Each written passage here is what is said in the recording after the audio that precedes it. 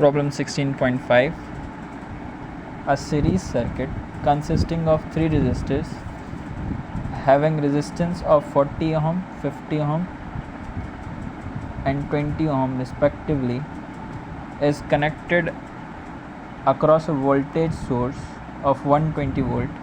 हमारे पास 3 रेजिस्टेंस है और तीनों जो है वो सीरीज़ में कनेक्टेड है. R1 यहाँ पर आपके पास 40 ओम है, R2 आपके पास 50 ओम है और R3 आपके पास 20 ओम है. रेजिस्टेंस सीरीज़ में कनेक्टेड है एक ही बैटरी से और बैटरी का जो पोटेंशियल डिफरेंस है वो 120 वोल्ट दिया हुआ है. As shown in figure below. Find the current in the circuit. Total current find out करना and the potential difference across each resistor. हमें हर रजिस्टर के अक्रॉस पोटेंशियल डिफरेंस क्या होगा ये फाइंड आउट करना है.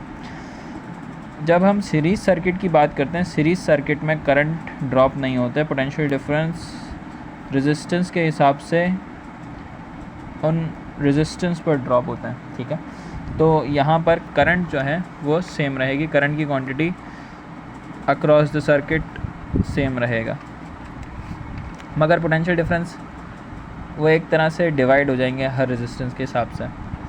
यहाँ पर हमें रिक्वायर्ड में करंट था, potential difference at R1, potential difference at R2 and potential difference at R3. Formula यहाँ पर रेजिस्टेंस इन सीरीज़ का RE=R1 + R2 + R3 लग रहा है. यहाँ पर तीनों रेजिस्टेंस को प्लस कर देंगे तो हमारे पास टोटल रेजिस्टेंस आ जाएगी. ओके, यहाँ पर तीनों रेजिस्टेंस को प्लस करना था. तीनों रेजिस्टेंस को टोटल रेजिस्टेंस के लिए हमने तीनों रेजिस्टेंस को प्लस कर दिया. R1 आपके पास 40, 50 और 20 गिवन था. तीनों रेजिस्टेंस को प्लस करने के बाद आपके पास 110 ओम आ गए रेजिस्टेंस, जो टोटल रेजिस्टेंस है इस सर्किट की.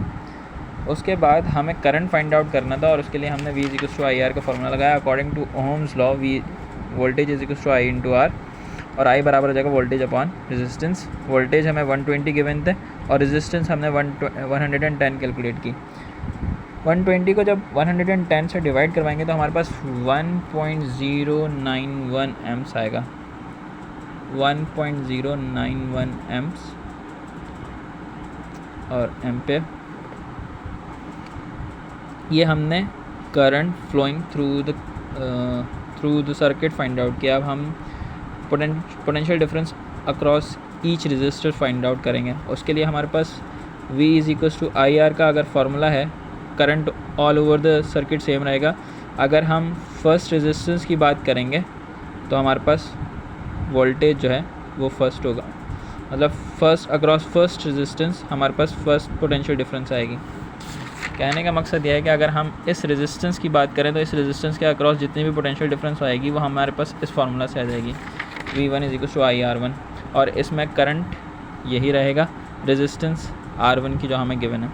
इसी तरीके से जब हम V2 की बात करेंगे उसके लिए हमारे पास IR2 और V3 के लिए IR3 है. V1=I=1.091 multiplied by 40. V2=1.091 multiplied by 50 and V3=1.091 multiplied by 20. हम 1.091 को 40 से मल्टीप्लाई करवाएंगे और मल्टीप्लाई करने के बाद 43.64. 1.091 को 50 से मल्टीप्लाई किया तो 54.55 वोल्ट्स. 1.091 को हमने 20 से मल्टीप्लाई किया तो 21.82 वोल्ट्स आ गया. ये हमारे पास resistance across each potential difference across each resistor calculate कर लिया हमने. अब रिज़ल्ट में हम अलग अलग इसको मेंशन करेंगे कि आपके पास टोटल करंट क्या है और potential difference across each register क्या होगी.